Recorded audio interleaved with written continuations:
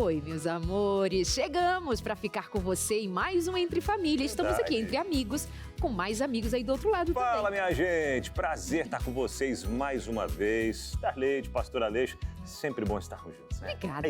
Coisa Embora muito. às vezes você dá umas passeadinhas, né? Mas seja muito bem-vindo, aqui é bom. Pois é. Falou. Falou quem vai pra onde? Pra Ilha pra Bela, Ilha Bela. Salvador. Tá fazendo o quê? Gravando? Agora a gente fala dela, Pastor Aleixo. Muito boa tarde pra você que me vê em Ilha Bela trabalhando, me vê em Salvador trabalhando. Nunca vi uma foto minha sentada numa cadeira tomando água de coco. E é. E O que eu vou falar agora? Sim. As minhas sei nem o que gravações, mas deixa eu dizer, as minhas gravações se resumem a Guararema, é minha casa. Ah, sim. Darleide, sim. vamos gravar um VT onde? Guararema. É, mas tem uma cidade na Suíça Ninguém chamada me levou na Guararema. Ilha Bela, ninguém me levou. Onde você foi também? É que você já mora num Campos ponto do Jordão, turístico. não sei o quê, não sei o quê. Já Mas mora eu... no ponto turístico, mora onde os outros passam férias. Você já viu aquela cidadezinha do lado de Londres lá chamada Guararema, que gravaram Rotas Bíblicas? Verdade, também, né? Mas assim, é uma reflexão. Fica aqui meu boa tarde pra você. Que legal a gente poder refletir sobre a geografia da Darlene. Muito bem. Meus amores, mas vamos ao tema de hoje. Esse é o tema que importa pra gente debater aqui. Nós vamos falar sobre violência contra a mulher. O que falar desse assunto? Tem muitos dados, né? Trazem aí, apontam, né? Alguns crescimentos, outras vezes buscando reduzir os números também, né? Campanhas e mais campanhas para conscientizar e até mesmo fazer com que essas mulheres que sofrem abusos, violências, denunciem também, né? Abra a boca em favor do mudo. Essa é uma frase que tem que estar na nossa mente o tempo todo. Isso é um problema nosso, sempre será. E a gente precisa de energia para lidar com esses problemas. A gente precisa lidar com a maldade, a crueldade que se manifesta numa violência absurda. Nós vamos falar sobre mulheres como enquanto vítimas dessa violência presente, até culturalmente, a mulher ser posta no lugar inferior, mas não vamos nos esquecer jamais que nós somos mergulhados no mundo mal e que se pratica violência contra crianças, contra idosos, contra homens, contra animais. A maldade, a crueldade do coração humano é alguma coisa assustadora. Nós carecemos muito ter ciência do poder de Deus para nos mudar a alma. E é importante pensarmos que a nossa mensagem, ela vai além de dizer um dia isso vai acabar. Nós não precisaríamos de 66 livros para resumir toda a mensagem. Um dia Jesus volta e acaba com isso. Não, o evangelho é muito mais profundo. Ou seja, e transforma o coração na hora que ele chega. E prático. Atual sempre, né? Para trazer, falando em atualidade, Lucas Nascimento chegando por aqui para trazer as manchetes também do nosso hashtag. E aí, Luquinhas, boa tarde. Fala, meus amigos, muito boa tarde pra vocês. Sempre muito bom estar juntinho com vocês e com você também de casa, inclusive até já pra falar o que eu venho trazer aqui no hashtag e compartilhar com vocês. Eu tava de olho já no ano que vem, pensando em algumas datas, a gente falou sobre viagem em alguns lugares, por que não pensar? Porque ano que vem, pelo que eu andei olhando por aqui, a gente tem vários feriados, e aqueles feriados que dá pra emendar, sabe? Esticar um pouquinho. Pois é, ano que vem. Porque neste ano nós tivemos pouco, Exato. quase nenhum. Aí é sábado, domingo, e aí? Mas ano que vem a situação muda um pouquinho. Inclusive, saiu um ranking falando qual que é o melhor destino no Brasil para se visitar. Isso é um ranking mundial. Apenas uma cidade do Brasil acabou entrando. E daqui a pouquinho eu conto qual cidade é essa, quem sabe você juntar essas datas aí legais para quem sabe poder conhecer, passar um tempinho por lá. Segura, Segura, resista. Seguramente você já Segura aí. Estarei em Guararema, é claro. Será que é Guararema? Mas a gente celebra muitos feriados, mas tem um impacto negativo na economia, né? Fica a dica, só pra gente ficar assim, uhul, Sempre tem alguém para... pra estragar a brincadeira. Eu aqui já tô viajando, ela já trouxe. Vamos focar, Jogar aquela areinha aqui assim. presta atenção. A convidada de hoje para falar sobre violência doméstica, ela tem assim um domínio no assunto. Primeiro que é advogada, super interagindo sempre com as comunidades, com as famílias, com as mulheres. Damares Moura tá aqui com a gente hoje, é muito bom recebê-la, Damares. Olha ali ela, daqui a pouquinho vem para cá. Verdade. Muito bem. Enquanto a gente vai se acomodando aqui, você se prepara para poder participar e interagir com a gente também. É aquele intervalo rápido, 30 segundinhos, já estamos de volta, inclusive trazendo a pergunta para você interagir com a gente, tá bom? É rápido, a gente volta já. Oi, meus amores, Oi. de volta por aqui no seu Entre Família, que só está começando. A gente deu uma palhinha por aqui, mas agora que vai pegar. Se prepara, viu? Se prepara, porque nós queremos a sua participação, a sua interação por aqui, porque é isso que faz o nosso programa ficar ainda mais dinâmico. Eu sei que tem muita gente que está em casa, Darleide, Pastor Aleixo, que espera muito esse momento de começar o nosso programa, porque aprendem muito, dão muita risada. Boa. As pessoas, elas vibram, elas amam, né? Pelo menos é o que dizem, né? Verdade, a gente só tá Quando vem aqui na Novo Tempo, eles dizem, olha, eu amo o programa de vocês. Não sei se estão querendo ser só gentis. Não, né, Darleide? não, eles são pessoas verdadeiras. Ele falou assim, eu assisto pra dar risada, pra ver a hora que o pastor Robson Aleixo chama a vinheta do... Que é o momento ápice, assim, pá, será que vai ter uma poesia? Será que vai ser pá direto? A hora que a Darleide canta, a hora que o Abinal conta história, a hora que ele pede uma foto. Pois é, e falando isso faz tempo que você não canta, hein, Darleide? Eu cantei, essa semana eu cantei. Cantou isso. Eu cantei, ele lembra, você lembra a música, como foi? Sobre muita calma nessa alma, vai ficar tudo bem. Essa é boa. Eu cantei de novo. Legal, entendeu? Uau, e cantou uma música contemporânea. É verdade. O que não é todo Geralmente, dia, né? Geralmente aquele momento com aquele assim, cheirinho de naftalina. Não tinha inventado naftalina ainda quando ela cantava. Gente, as músicas brotam. Mas o assunto não é música, o assunto não é se eu canto ou deixo de cantar músicas pós-modernas. O assunto é sério. Nós vamos falar hoje sobre violência contra a mulher. Já dissemos, a convidada de hoje tem esse tema como muito caro. Nós já gravamos alguns consultórios sobre esse assunto e a gente chama você para participar. A pergunta de hoje é: qual é a relação que você tem com o tema violência contra a mulher? Que mais? Pois é, já sofreu algum abuso, já fez denúncia, conhece alguém que está passando por uma situação dessa e acha que é normal? Porque às vezes tem pessoas que acham que não, tá tudo certo. Mas ele me ama. Mas se eu sair desse meio aqui, como é que eu vou manter meus filhos? Aí acaba se colocando numa situação, né, se permitindo nessa situação onde, se eu sair disso, o que vai ser de mim, o que vai ser dos meus filhos, né? E aí não consegue pensar fora desse ambiente. E a gente está aqui para poder te ajudar também, tá bom? Então participe, interaja com a gente, manda perguntas anônimas aí, se quiser também. E a gente vai falar bastante sobre esse tema hoje, tendo a sua interação também, né? 983150249 é o nosso WhatsApp. Manda pra cá, conta a sua história, tá bom? Robson Aleixo. Momento de chamar uma hashtag. E aí vocês ficam criando essa expectativa aí da hashtag. É só pra ver a sua queixa. Aí fala de poesia. Minhas poesias são poesias de pré-escola, de lua e flor. Mas tá aí, então eu vou chamar uma hashtag com ele, que veio hoje vestido de açaí, pra dizer pra você o que rola por aí.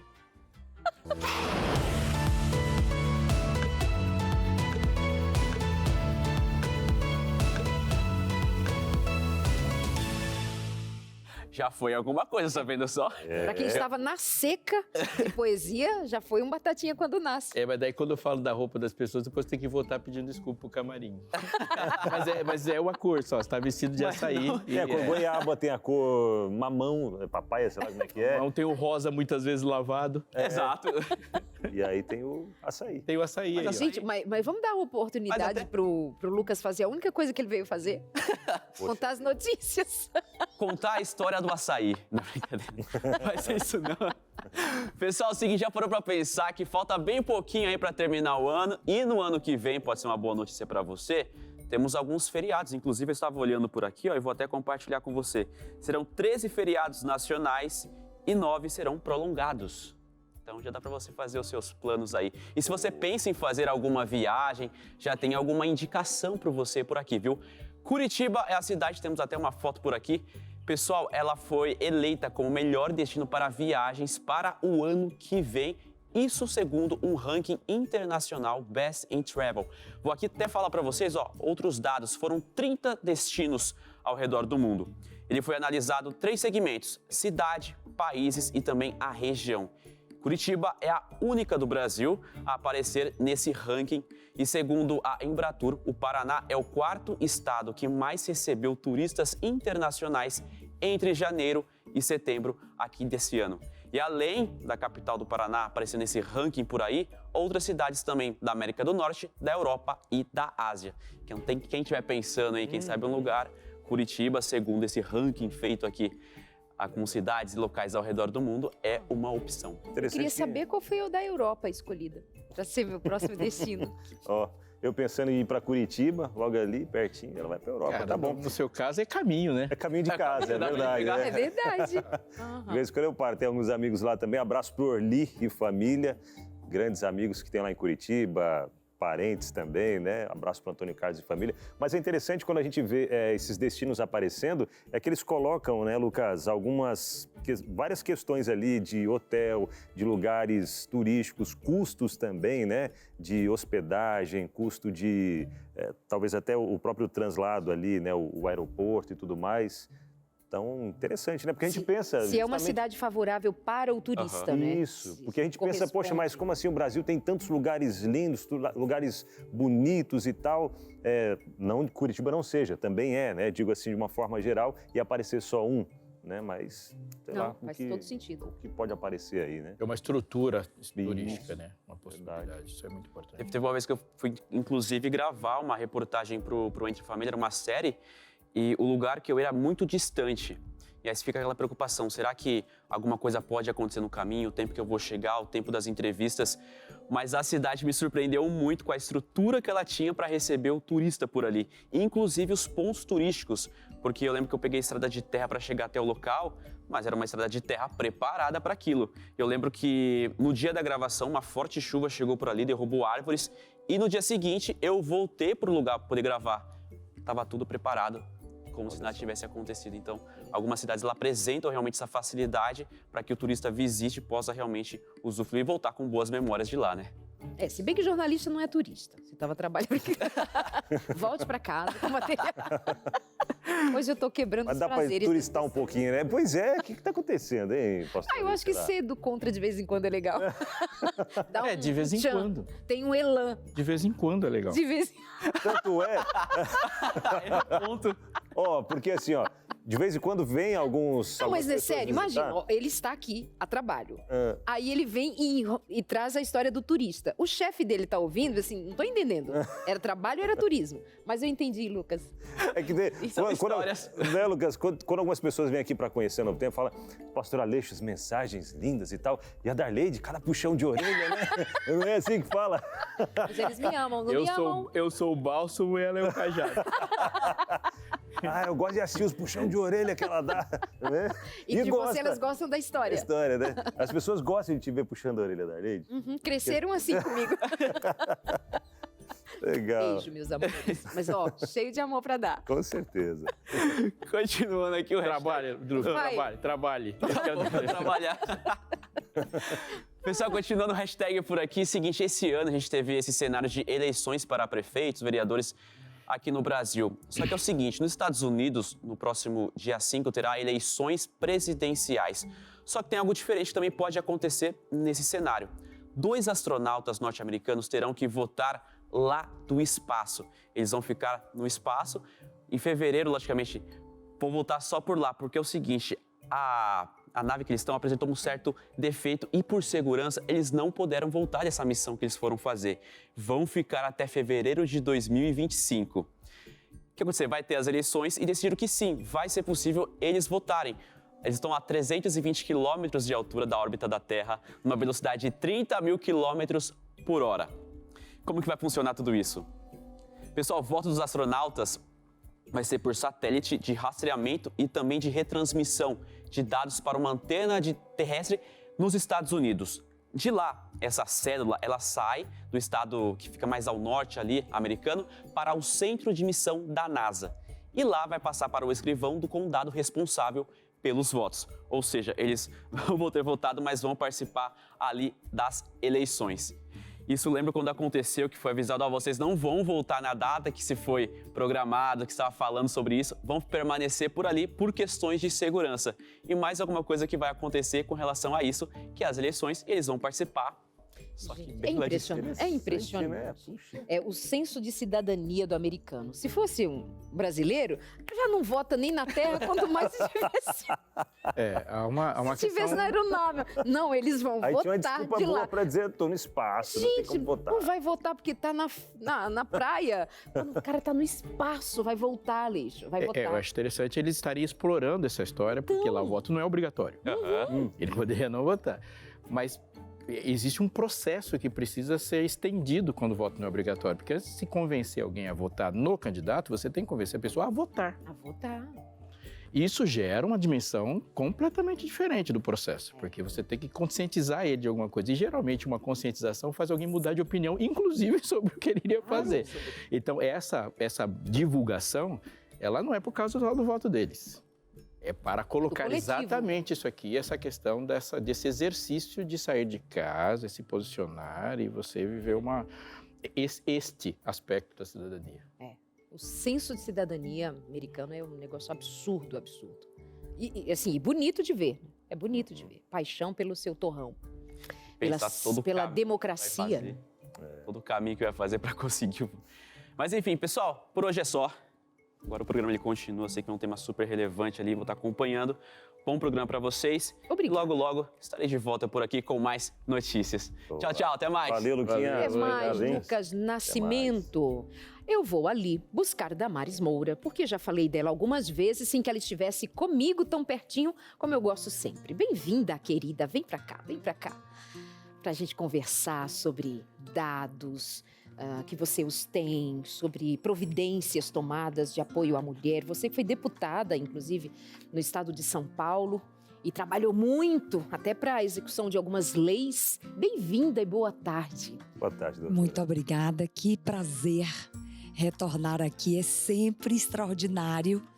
Claro, e ainda mais para falar de um tema que é desafiador, mas tem pautado a minha caminhada, a minha trajetória.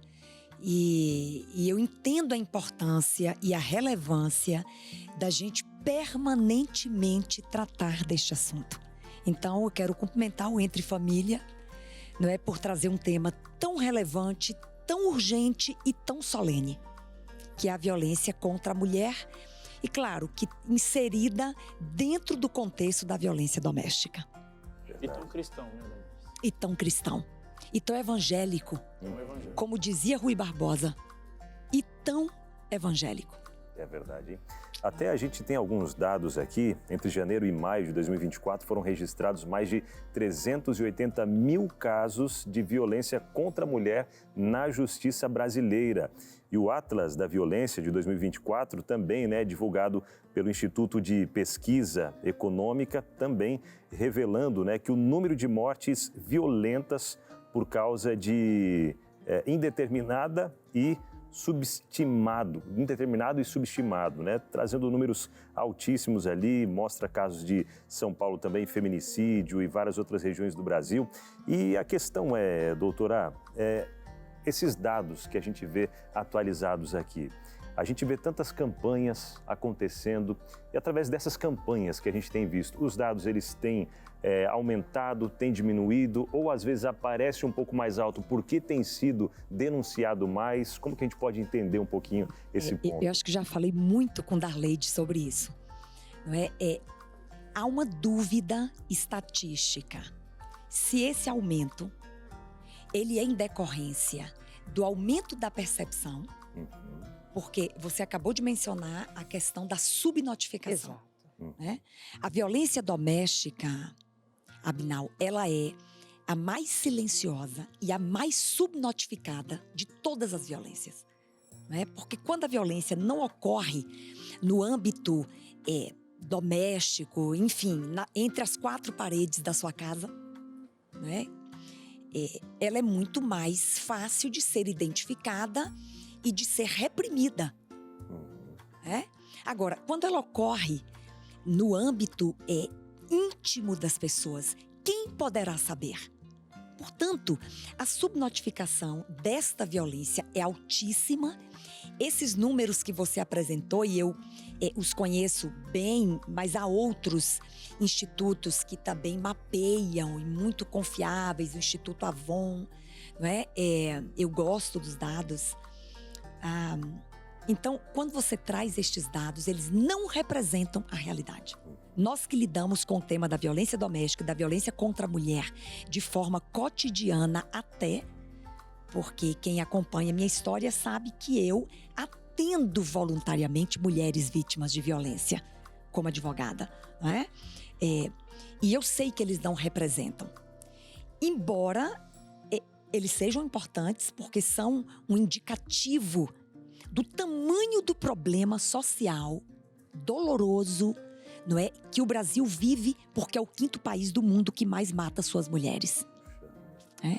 Então, a dúvida é um aumento de percepção, porque tem programas como esse, porque tem campanhas como a campanha Quebrando o Silêncio da Igreja Adventista e outras campanhas. Então, as pessoas, elas percebem a realidade que estão vivenciando, ou de fato, já falamos muito disso, Darleide, ou de fato, as pessoas estão perdendo progressivamente a sua capacidade de conviver. Eu falo muito sobre isso, pastor Aleixo, né? É o mais perigoso estágio da convivência humana, quando eu perco a minha capacidade de conviver. E ainda pior, com as pessoas que vivem comigo sob o mesmo teto. Minha mulher, meus filhos, os idosos da minha casa, pessoa idosa, pessoa com deficiência, que são vítimas da violência doméstica, a criança e o adolescente, né? Então, eu não tenho convicção se o aumento que nós estamos assistindo, e não há um recuo dos números, se é um aumento de percepção por conta das campanhas de conscientização, ou se de fato existe um processo perigosíssimo, que é a perda progressiva da capacidade humana de ver o outro e de conviver com ele.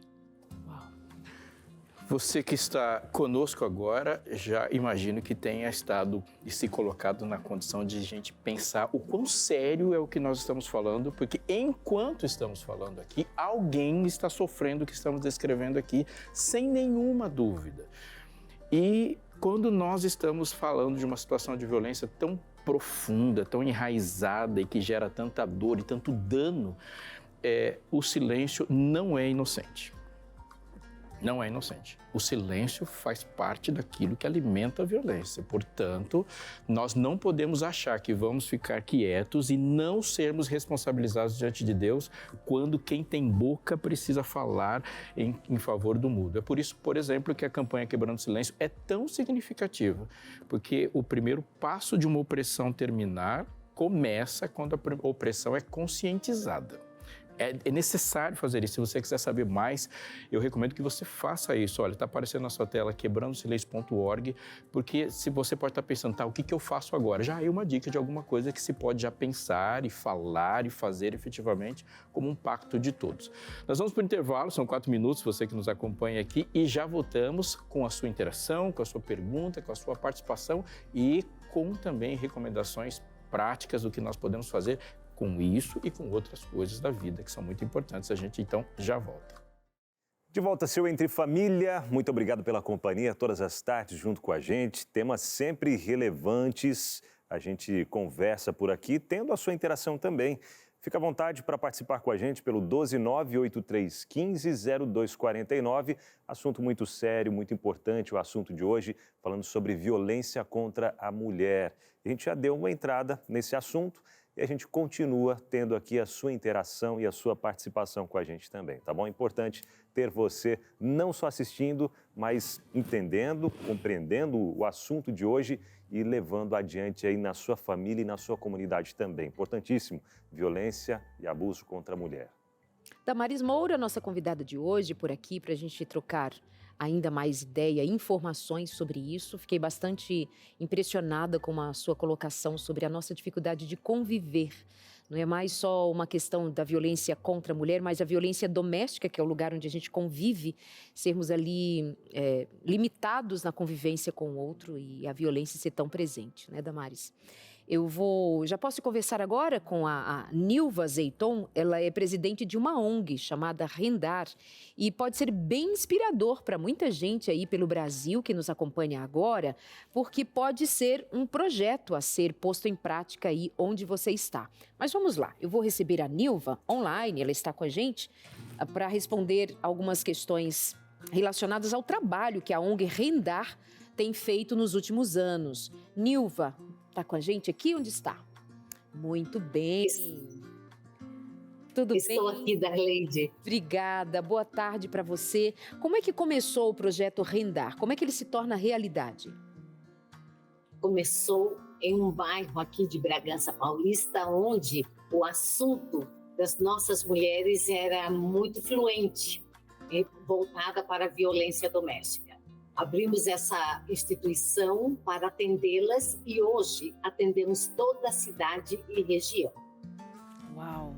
O que vocês oferecem? O que a ONG tem oferecido a essas mulheres? Isso é muito, mas muito rico do ponto de vista da caridade, do amor, né? De uma mão estendida de verdade. Porque, olha, muitas vezes nós nos levantamos contra a violência doméstica, mas a gente não tem muitas vezes o suporte para dar a essas mulheres. Vou levar para minha casa?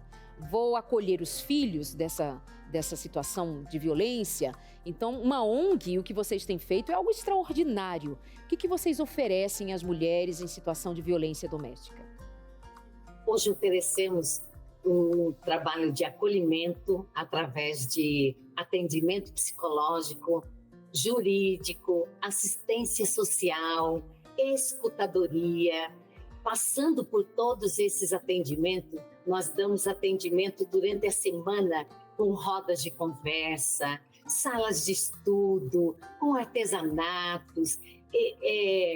Conseguimos, de uma forma muito próxima a cada mulher que nós atendemos, colocar ela de uma forma como pessoa, ela se redescobrindo, fortalecendo e até mesmo transformando com essa rede de cuidados para com ela. Porque sozinha é impossível, Darleide, você sair. É necessário a rede, seja de família, seja de amigos, seja de igrejas, seja de outras situações, mas é necessário que ela esteja acolhida, dado mão. E atendendo ela com tudo isso, nós, ao vermos elas sendo transformadas, nós vamos dar o outro passo, capacitando, oportunizando de estudo, de trabalho, enfim, abraçamos ela e a família dela. Uau! Eu dando uma atenção aqui a algumas informações a respeito da ONG Rendar, aparecem ali algumas fotos dos encontros que vocês fazem, né, dos momentos em que vocês estão juntas acolhendo essas mulheres. Aí eu li que vocês atendem, a ONG atende cerca de 15 mil mulheres ao longo do ano. É isso mesmo? Os números estão corretos? Infelizmente, Darleide, esses números estão corretos, porque quando uma mulher ela é uma vítima, ela está nessa situação, ela não está sozinha. A filha, a mãe, envolve a comunidade inteira por onde ela está.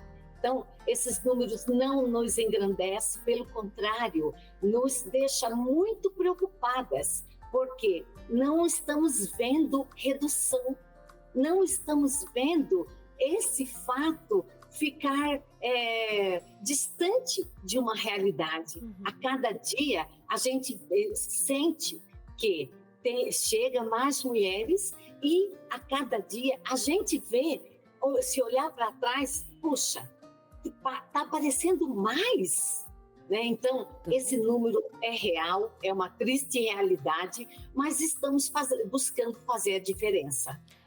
Damares, uma ONG, Bragança Paulista, acho que nós já estivemos lá em algum evento também, na Câmara Municipal. É uma cidade do interior aqui de São Paulo, atendendo a 15 mil mulheres durante o ano.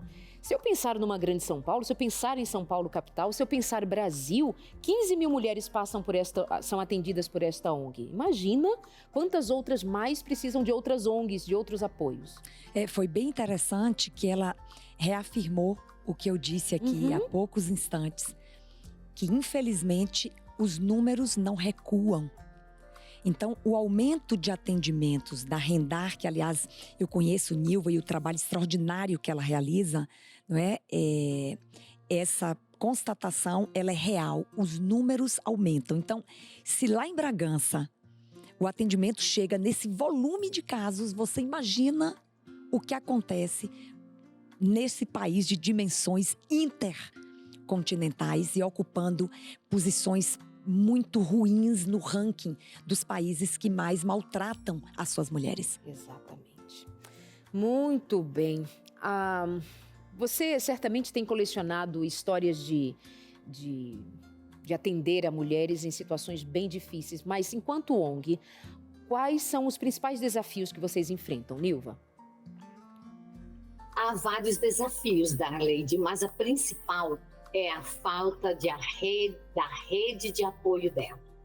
Se ela está sozinha, ela vem sem recurso financeiro, já destruído o coração, a mente dela, ela já vem doente para nós, né? Então, o principal desafio hoje é a rede onde essa mulher está, porque ela chega sozinha. Só que o sozinha dela, ela carrega os filhos, ela carrega a mãe, ela carrega a família, ela carrega uma história, mas ela não tem estrutura emocional, financeira para avançar, né? E aí, muitas das vezes, ela tem que voltar. Voltar para onde? Para casa. Ela não tem uma estrutura de um lar, ela não consegue fazer um aluguel, ela não tem nome, ela nunca trabalhou. Então, essa dificuldade para nós é muito complicada. E muitas das vezes nós temos que trabalhar com a mulher para fortalecer, para ela voltar para casa. Mas, Nilva, junto com o agressor, sim. Junto com o agressor, junto com os filhos, porque ainda não temos como fazer ela avançar. Mas não a deixamos de lado. Trabalhamos juntas com elas. Até para trabalhar um novo posicionamento, um novo meio, enfim, cada caso é um caso também, né? Uma história diferente da outra. Nilva, muito obrigada, viu? Que Deus abençoe a você, frente à ONG Rendara em Bragança Paulista, que mais pessoas possam ajudar, que nós estejamos envolvidos de alguma maneira a estender a mão a quem precisa. Muito obrigada, viu? Obrigada a você, Darleide, um prazer, um prazer. Obrigada. Damares, nós pensamos em mais mulheres que tenham pouca dificuldade, aliás, têm bastante dificuldade em enfrentar essa situação, porque muitas delas não têm trabalho, não têm independência financeira. Mas há também relatos de mulheres que tenham boa condição, que sejam mulheres capazes. Recentemente, nós acompanhamos um caso que ainda está em andamento, ainda de uma mulher muito bem posicionada, uma influencer, uma professora conhecida no Brasil, principalmente nas redes sociais, em que ela casou e relata violência doméstica de faca na perna, mas ela ficava porque acreditava que o relacionamento daria certo, que quem sabe, ele iria mudar. Tem esse aspecto também, que não é só o financeiro, só não é ter rede de apoio, tem outros temas envolvidos, não é? Então, a gente chama de causas, por que a mulher não rompe o ciclo da violência? Claro que a dependência econômica do parceiro, ela pode ser determinante. Então, Nilva falou uma coisa importantíssima ali, né? O grande problema nosso é rede de proteção, né? Porque a mulher vítima de violência doméstica, para onde ela vai? Se ela não tem independência financeira, não é? Ela fica presa à violência. Agora, existem outras causas que pouco se fala. Dependência emocional. Tem mulheres que acreditam, que amam o parceiro, o seu agressor, né? Então, ela permanece naquela convivência violenta, porque ela acredita que ama. Dependência emocional. Outra razão, porque a mulher não rompe, não é? Filhos. Há muitas mulheres que permanecem naquele casamento, naquele relacionamento, não é? Para ela não trazer prejuízos aos filhos, embora isso é contraditório, porque os filhos, muitos deles presenciam. E há uma legitimação, uma familiarização do filho com o parte da violência, a ponto de ele normalizar depois. E ele pode reproduzir. Não significa que um filho que presencia vá reproduzir, mas poderá reproduzir. Né? E outra causa, vergonha social. Então, há mulheres que não querem se separar. Você acabou de mencionar, tem mulheres bem posicionadas do ponto de vista intelectual, enfim, financeiro, profissional. Mas e a vergonha social? Como é que eu vou revelar às pessoas do meu círculo, da minha família, que eu sou vítima de violência da minha casa, que eu não tenho um casamento feliz? Então, eu estou adicionando à dependência financeira mais 3 razões importantes pelas quais as mulheres não rompem com o ciclo da violência. Então, é super importante esse programa, não é? Porque essa confusão, eu tenho uma amiga bem conhecida, a Anaída Mico, e ela escreveu um livro, O Amor Não Dói. Então, como você pode admitir, não é? Que é amor, aquele relacionamento que dói tanto, que fere tanto, que machuca tanto. Quando a gente fala desse tema, as pessoas imaginam, estão encorajando o divórcio. Não. Não se trata de divórcio, se trata de segurança. Nós estamos falando de outra coisa. Não é? Porque como os ciclos da violência contra a mulher ou outras violências domésticas, eles são progressivos, não existe ciclo da violência estático. Não é? Quem um dia dá um empurrão, um puxão de cabelo, um beliscão, pode, enfim... Escalar para uma morte. Escalar. E quantos casos nós somos o 5º país que mais mata mulheres no mundo. Então, em aproximadamente 8 horas, ou a cada 8 horas nesse país, uma mulher é morta, vítima de feminicídio. Mas ela não começa sofrendo esta violência. Existe uma escala que começa desde as agressões verbais, as desqualificações, humilhações, talvez vamos falar sobre isso, até as violências físicas e toda sorte de abuso. E em muitos casos que nós chamamos de explosão violenta, que é uma etapa do ciclo, essa mulher pode morrer. Não é? Porque na explosão violenta, a gente não sabe o que pode acontecer. Acho que há uma questão importante a gente colocar e devemos desenvolver isso como discussão de todos, que punir e proibir, eles são elementares para qualquer tipo de violência. Você não pode tratar ou enfrentar uma situação como essa sem proibir, sem punir e sem acolher a vítima. Mas tem uma fonte. E aí a gente viu um trabalho como esse, que ele é maravilhoso, mas eu como pai, você como professor, a gente como agentes sociais, precisamos lidar diretamente na formação desse tipo de pessoa que enxerga o outro dessa forma. Homens violentos precisam ser tratados e de maneira correta e frontal a partir de uma educação. E a gente tem que discutir também como é que esse violento está sendo formado, a que tipo de informação ele está sendo exposto e como que ele cresceu na sua educação a ponto de achar que isso pode acontecer. Porque nós estamos falando de um país nesse nível continental, uma população significativa no planeta e que é o 5º que mata. É o encerrar a vida de alguém. Mas sendo o 5º que mata e encerra a vida de alguém, isso significa que tem um impacto em todas as áreas da vida. Então a gente fala assim, olha, mas eu não sou mulher, isso não está me afetando diretamente. Está, porque essa pessoa que morreu é alguém cujos talentos e dons estão contribuindo para o coletivo e algo de Deus não foi demonstrado. É muito profundo. Mas eu volto a dizer, precisamos, enquanto pessoas preocupadas com a humanidade e crentes em Deus, pensar seriamente na formação do violento e perguntar o que é que está alimentando esse tipo de pessoa. Porque se a gente continuar proibindo e punindo, e devemos fazer isso, e acolhendo e fazendo projetos, a gente não consegue secar. Porque tem do outro lado uma formação contínua de violência. E quais perguntas e decisões nós temos tomando que a gente fala assim, mas isso aqui não tem nada a ver. E a gente não consegue dimensionar depois de a longo prazo, o que eu disse hoje que não tem nada a ver, que está gerando a morte de alguém. Isso deve ser pensado muito sério. Eu falo, inclusive, naquelas pequenas decisões da vida e nos processos educacionais, porque essas crianças cresceram em um tipo de família. Eu queria chamar a sua atenção também, que está aqui, para um detalhe importante e lembrar de quem está fazendo também.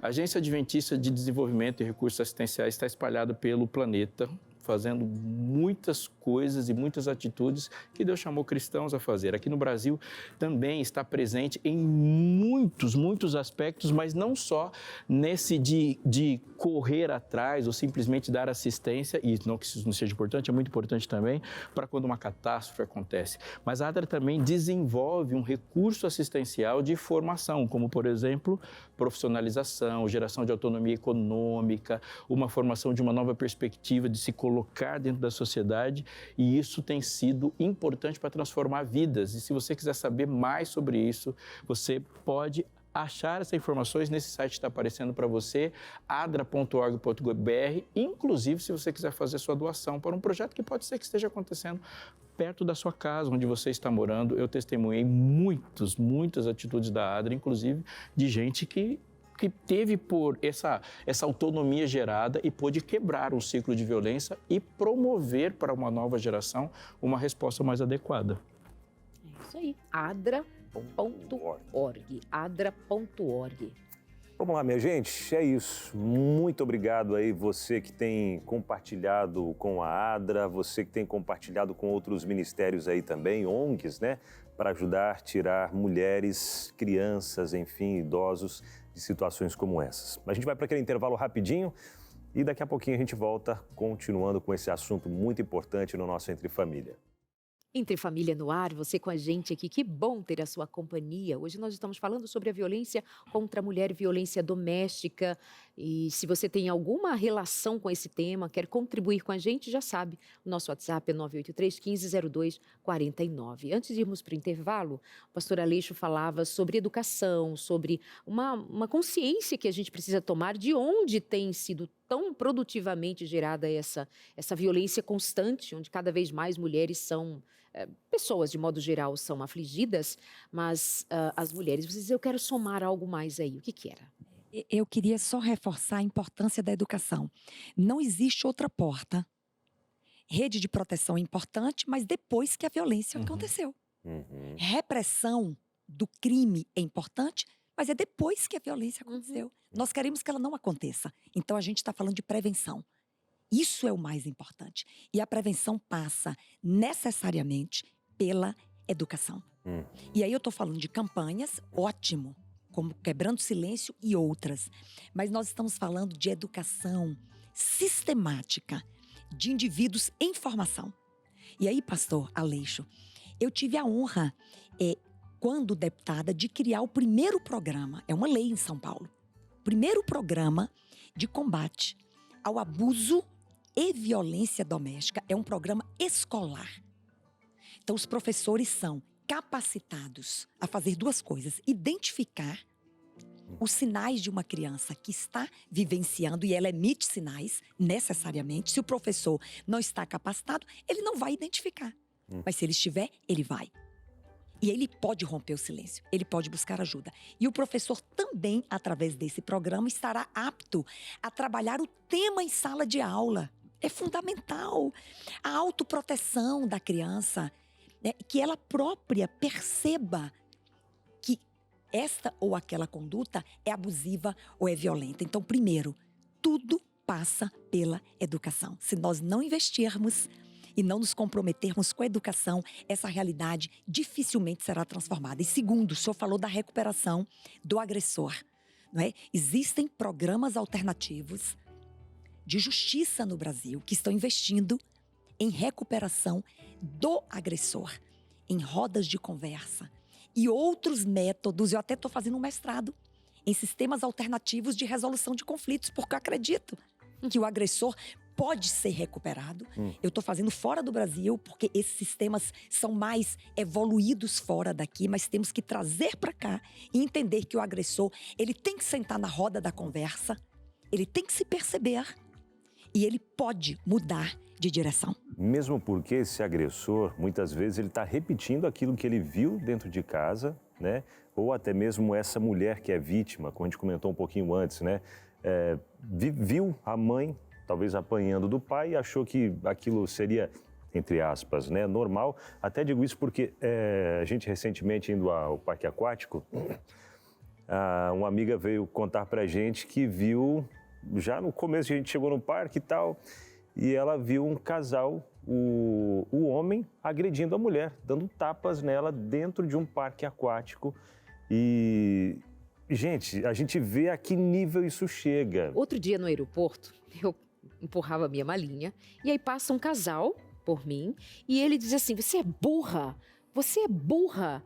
Eu parei, olhei e falei assim, olha, o que você está fazendo? Foi um ímpeto assim, o que você está fazendo? Enfim, isso é do dia a dia. Aí, em se tratando de educação, nós somos uma sociedade que entendeu educar batendo. Nós somos uma sociedade que entendeu que educação batendo funciona e deva ser assim. Uma menina que é educada, ou um menino que é educado, apanhando ao mesmo tempo que era o ambiente que deveria lhe favorecer amor, a boca que diz eu amo é a boca que você é burro. A mão que faz um carinho é a mesma mão que soca, que bate. Lá adiante uma mulher pensar, meu marido me bate, mas ele me ama. Não tem tanto deslocamento de lógica. E tem algo sério para quem crê na Bíblia, e se você não crê na Bíblia, a gente não tem nenhuma chance. É de que pecado, ele não desaparece sem poder da graça. Ele não desaparece, ele se sofistica. Então, se vê um pecado cultural ou algum outro pecado que desapareceu sem transformação do caráter, ele vai aparecer com uma outra forma socialmente aceita, mas ele continua vivo. Então, por exemplo, nós vamos combater pecados culturais como o racismo. Ele pode parecer que desapareceu, mas ele vai aparecer em outra forma de pecado. Porque o pecador, ele não se arrepende do que faz. Isso não é arrependimento genuíno. O arrependimento genuíno é quando você se arrepende de ser o tipo de gente que faz esse tipo de coisa. Aí se pede uma transformação. Quando eu fico triste por um determinado pecado, eu vou substituir esse pecado por outro. Então essa violência que está aparecendo para uma pessoa, agora vai aparecer para outra pessoa. Em sentido de uma sociedade caída, todo mundo é vítima de violência. Só que algumas pessoas têm mais força e mais poder para responder de alguma forma. Então, a sociedade romana, ela era menos violenta do que as sociedades dominadas por Roma. Ela era, porque a sofisticação é diferente, mas isso significa que essa sociedade é menos pecaminosa que aquela.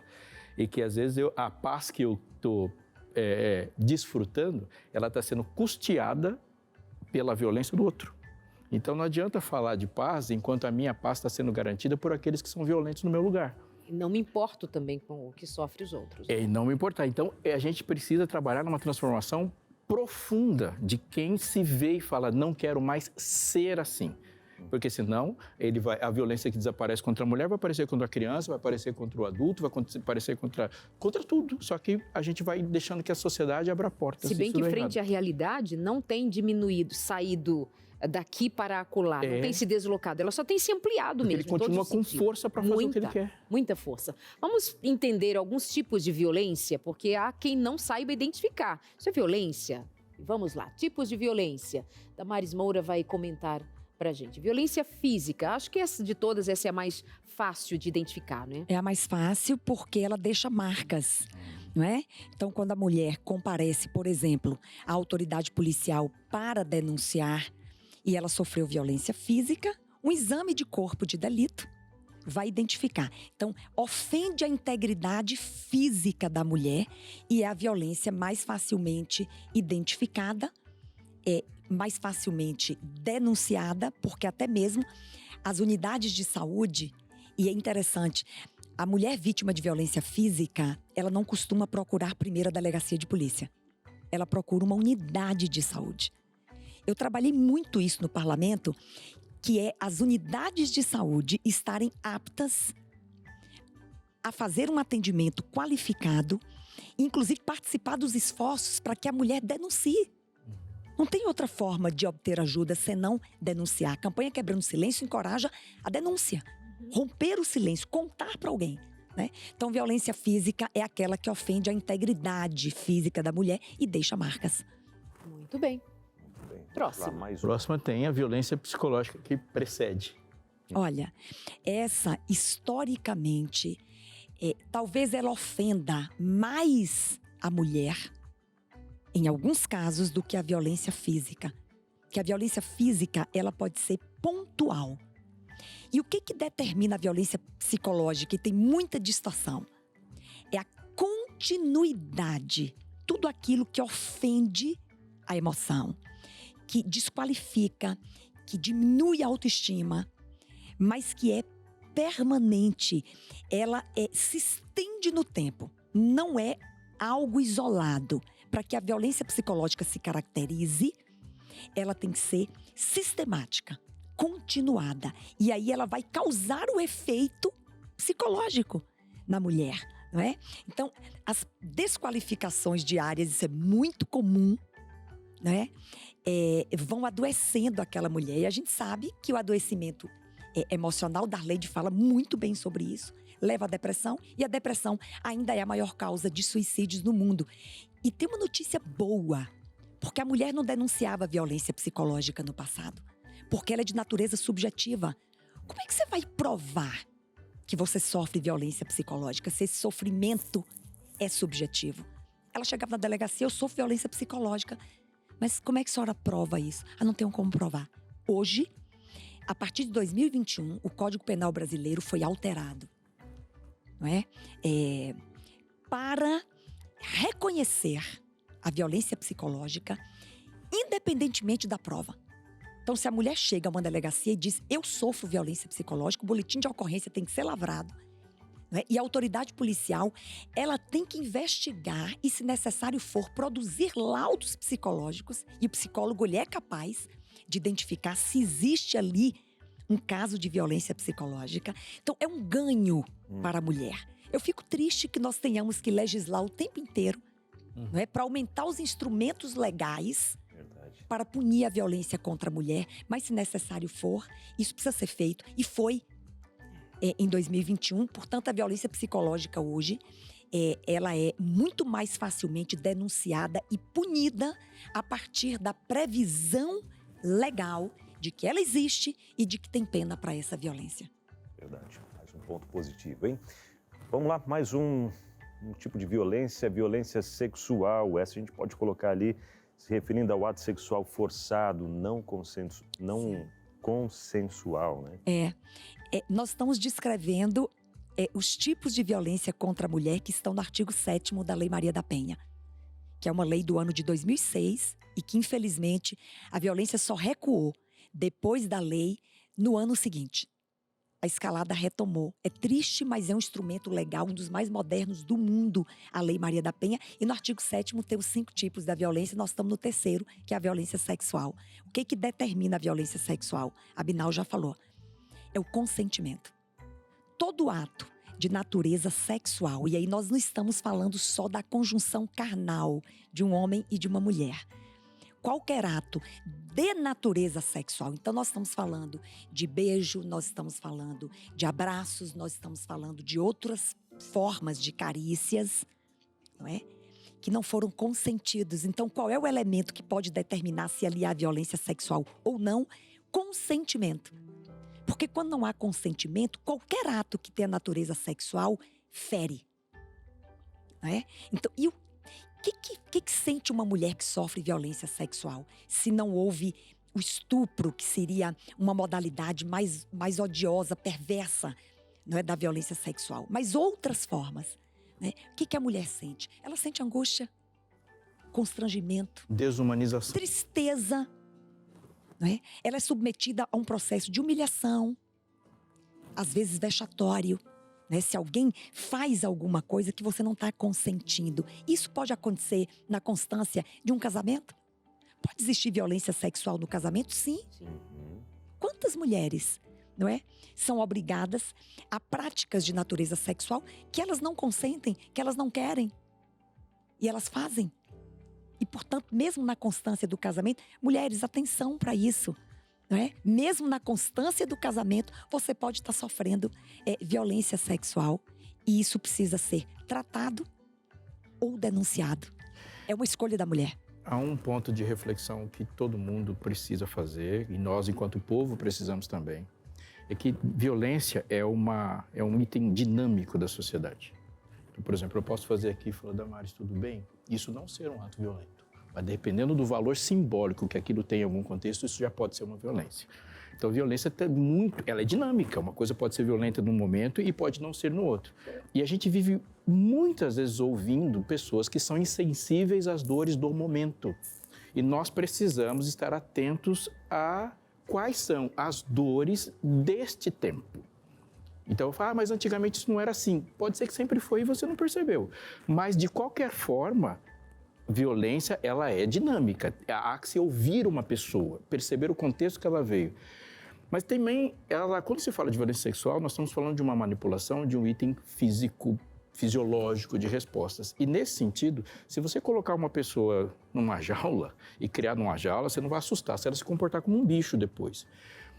A sociedade, conforme ela está construída, ela aceitou um nível de violência midiática sexual e isso não sai barato. Então, quando alguém sai de casa e alguém associa um ato sexual com um ato comercial, aquilo é uma relação violenta.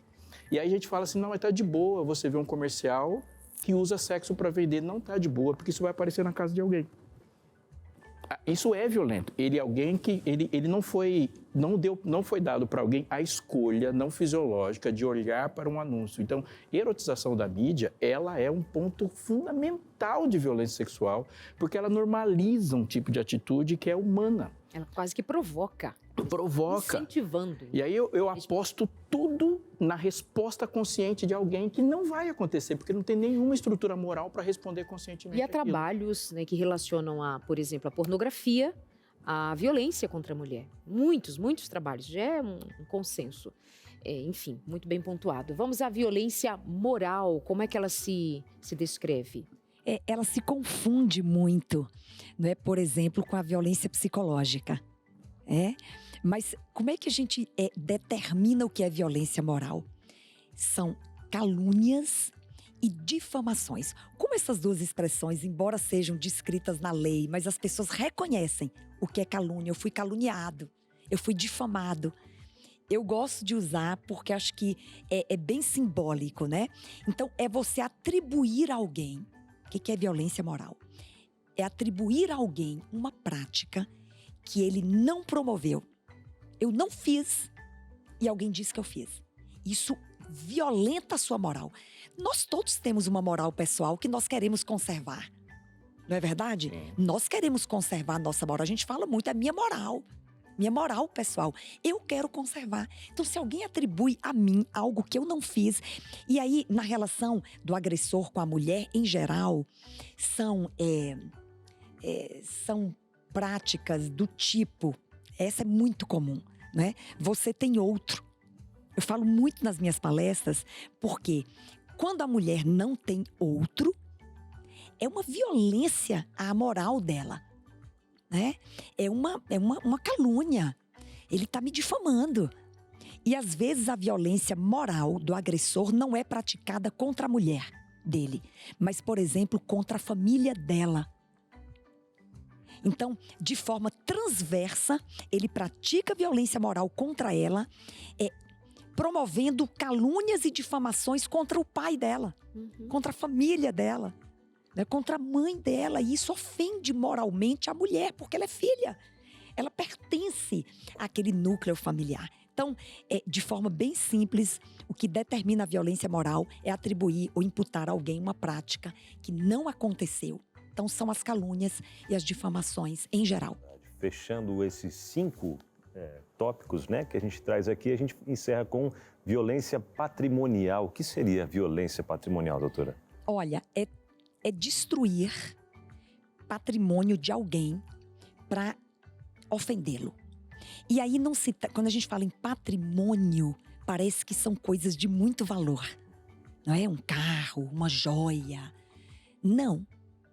Há patrimônios que não têm, inclusive, valor econômico. E eu conto essa historinha sempre. Eu atendi uma mulher, há muitos anos atrás, da Zona Leste de São Paulo. E ela sofria violência patrimonial. Importante dizer, no final, que há mulheres que sofrem todas ao mesmo tempo. E é comum que ela não sofra uma só. É comum que ela sofra 2, 3 e às vezes as 5 descritas no artigo 7º da Lei Maria da Penha. Nesse caso, ela sofria violência física, mas sofria muito violência patrimonial. Por exemplo, ela é cristã e ela lê a Bíblia. E o marido, para agredi-la, ele rasgava todas as Bíblias que ela comprava. E ela comprava de novo quando ele rasgava. E ele rasgava aquela que ela comprou a ponto. É uma história bem, bem tocante. Isso fala muito comigo. Ela comprou uma Bíblia pequenininha e começou a guardar dentro da panela de pressão. Porque é um lugar improvável. Que ele jamais ia imaginar que ela estava escondendo ali. Quando ela ia ler a Bíblia, ela abria a panela de pressão, tirava a Bíblia, lia e guardava novamente. Olha o nível de violência. Então, violência patrimonial é destruir algo da estima, que tenha valor econômico ou não. Então, a gente está falando de roupas que são rasgadas, a gente está falando de livros que são rasgados, estamos falando de um carro, não é, que é destruído, danificado. A gente está falando de salário, gente. Há mulheres que trabalham o mês inteiro.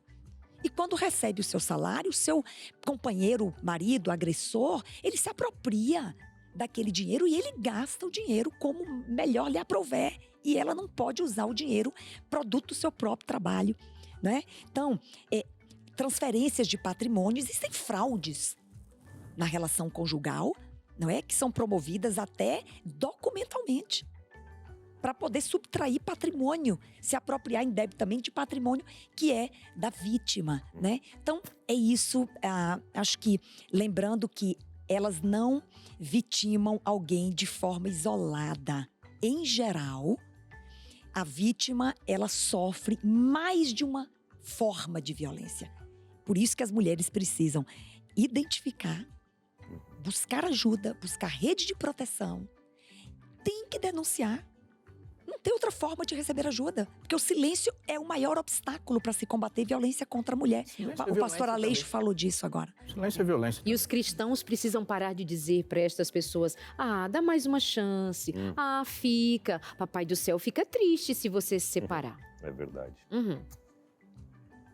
Eu me preocupo com a distorção da religiosidade que às vezes reforça comportamentos dominadores. Atenção. Verdade. Intervalo? Era você. Eu não quero chamar intervalo. Eu só fiz um pequeno comentário. Chamar intervalo. Como você pode perceber aqui, a gente vai chamar o intervalo, mas já chamar o intervalo porque precisa, viu? Porque isso é muito importante, mas continue refletindo. Ainda dá tempo de você falar conosco.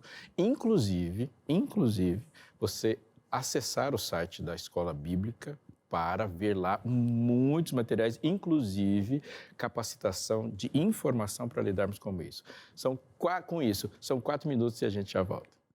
Vamos lá, seu Entre Família, já de volta por aqui na tela da TV Novo Tempo. Que coisa boa, né? A gente conversar de assuntos tão importantes, mas eu quero trazer outro assunto importantíssimo que o pastor Aleixo deixou a dica aqui antes de chamar o intervalo, que é sobre a Escola Bíblica da Novo Tempo. Você já é aluno? Já é aluna da Escola Bíblica? Que legal, parabéns, viu? Tá gostando, né? Tenho certeza que sim. E digo certeza porque tenho certeza mesmo, porque quem se torna aluno da Escola Bíblica já convida outros também, ou se você ainda não convidou outros, fica aqui a dica para você convidar familiares, convidar amigos, enfim, pessoas que você ama para fazerem parte dessa escola também. Para você ser um aluno da Escola Bíblica, você não paga nada, você só tem que entrar em contato com a gente, que ainda não é, né? Entre em contato com a gente pelo 0, o código da operadora, 12 21 27 30 30. Ou se preferir, vai lá no nosso site, que é o novotempo.com/escola bíblica. Faça o cadastro, tá bom?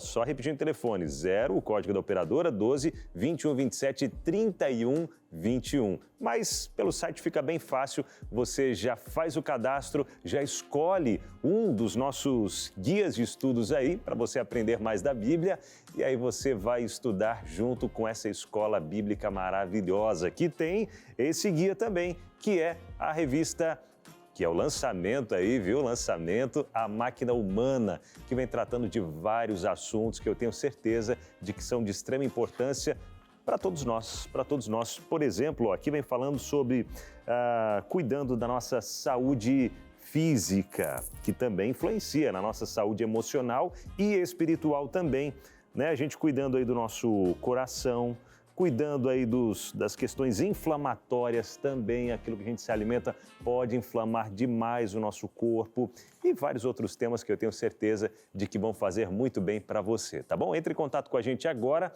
se torne um aluno da Escola Bíblica, peça já a revista Máquina Humana e vai chegar gratuitamente para você. Combinado? Então tá, ó, novotempo.com/escola bíblica, esse é o site, tem um leque de opções lá para você que quer aprender mais sobre profecias, quer aprender sobre o Espírito Santo, por exemplo, Deus dos bastidores, quem é o Espírito Santo? Tem também sobre oração e vários outros temas, tá? Entre em contato com a gente, faça o cadastro e já peça a sua revista Esperança para aprender mais da Palavra de Deus, tá? E a gente vai seguindo por aqui, continuando nesse último bloco com esse assunto que já tem muitas interações que chegam pra gente. Exato, joga na tela, você que escreveu pra gente no 983-150249, anônima, né? Meu esposo nunca me bateu, mas faz comentários horríveis, sempre ameaça me deixar se eu não fizer o que ele quer. Às vezes penso que é a minha culpa. Comum, né, Damares? Olha, isso é tremendo, porque o agressor em geral, ele tem altas habilidades. Inclusive, para que a mulher sofra duplamente. Ela sofre a violência e ele ainda a convence de que ela só sofreu a violência por culpa dela. Uhum. Sabe por que eu bati em você? Porque você me deixa nervosa. Porque você me tira do sério. Porque eu não aguento você. E ela fala, nossa, é verdade. Eu fui a culpada.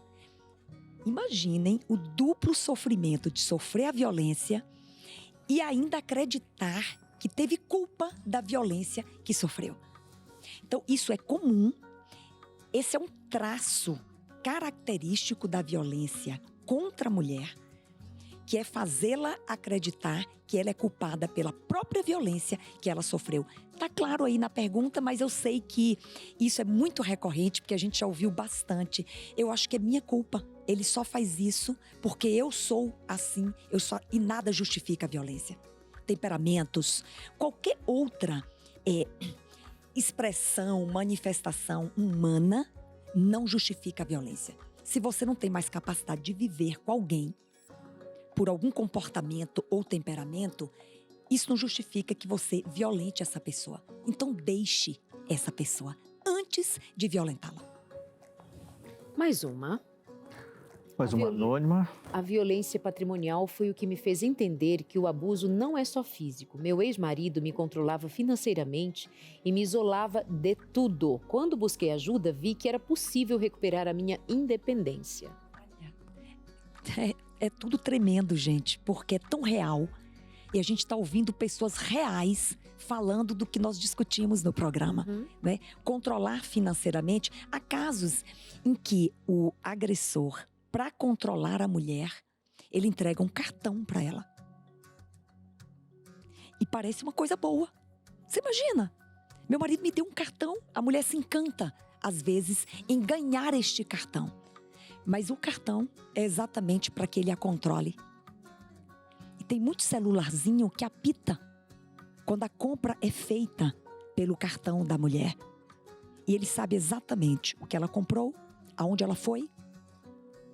É uma forma de controle e não deixa de ser uma dimensão da violência patrimonial. E a gente está vendo aí na vida real que isso acontece. Ele não se posicionou como marido, né? Se posicionou como benfeitor. Não faço nada com a minha família, com a minha esposa. Eu faço por ela. Mas aí, pastor Aleixo, isso aprisiona.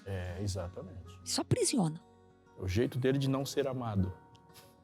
O benfeitor cuidando ali de um que é escravo, né? Que ele considera seu escravo. É uma inferiorização radical. Radical. Tem mais uma, anônima também. Sempre que meu marido perde a paciência, me empurra ou quebra coisas, depois ele pede desculpas. Diz que vai mudar, mas não muda. Sempre achei que fosse do temperamento dele, mas isso me faz mal. Não é uma questão de fazer mal, né?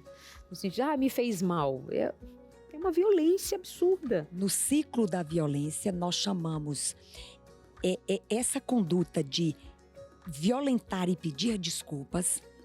Essa parte do ciclo a gente chama de lua de mel ou reconciliação. Isso é comum. O agressor, depois da agressão, em geral, ele recompensa. Porque recompensar dá a ele a chance de continuar. Se ele não recompensar, se ele não pedir desculpa, se ele não trazer flores, se ele não der uma joia, se ele não der uma viagem, tem várias formas de recompensa a depender da situação econômica do parceiro, não é?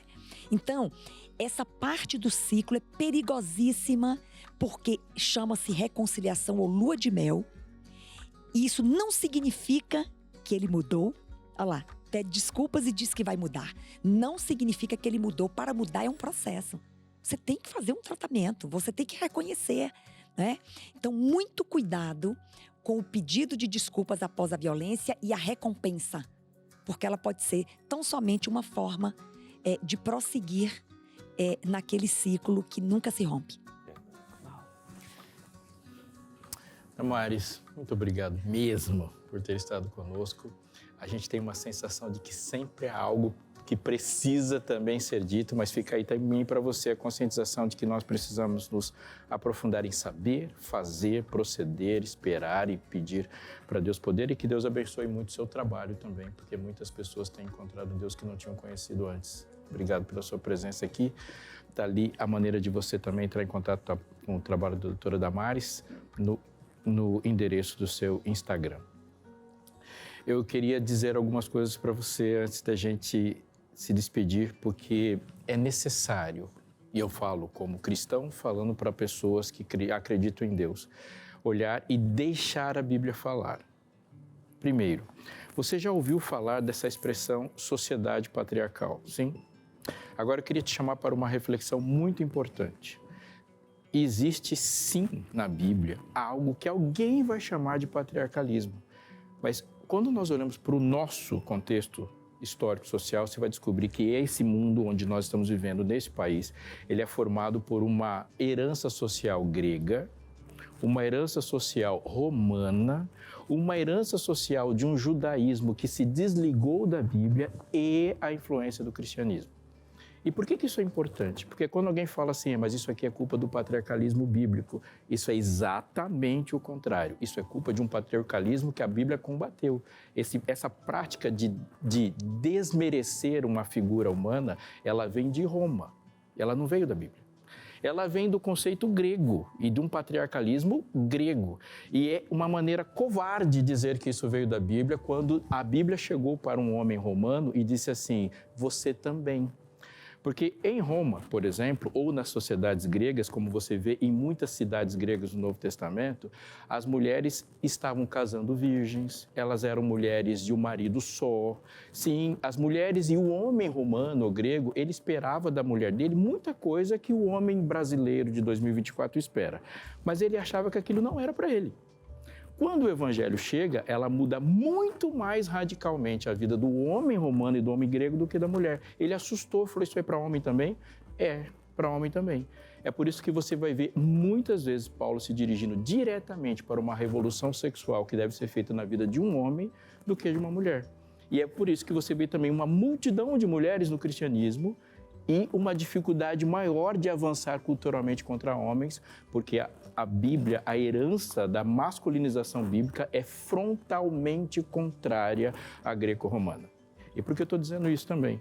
Porque o mundo que se desenvolve nessa Idade Média, depois disso, é o mundo greco-romano. É só para a gente olhar para a Bíblia. Há umas pernas de ferro na estátua do sonho de Daniel que representa o mundo romano. E há um pedaço de ferro nos pés da estátua que representa a continuidade desse mundo romano na Idade Média. O Brasil foi descoberto em 1500, no meio da Idade Média. Portanto, toda essa herança veio de uma construção que a Bíblia fala que é de uma besta e que se coloca como criador e quer recriar, porque ela cria uma imagem naqueles que adoram. Ou seja, ela pensa dessa forma, pensa o mundo dessa forma e produz pessoas dessa forma. O que é contrário a isso? E vi outro anjo voando pelo meio do céu, tendo o evangelho eterno para pregar, olha só como vai dizer, a toda nação, tribo, língua e povo. Olha para mim, por favor, atente. quando alguém chegou para Jesus e falou: Jesus, define tudo o que você falou, defina tudo o que você quer, coloque aqui o centro da sua religião. Ele disse: amar a Deus e amar ao próximo. E quando você vê Jesus conversando com as pessoas, ele vai conversar com um jovem rico em que na religião dele só tem vida eterna e não tem outro. E quando Jesus fala assim: olha, jovem rico, que pega sua riqueza e entrega para outro, o que ele está fazendo? Ele falou: olha, religião existe pessoas. E ele coloca o pobre dentro da religião dele, que ele não tinha pensado.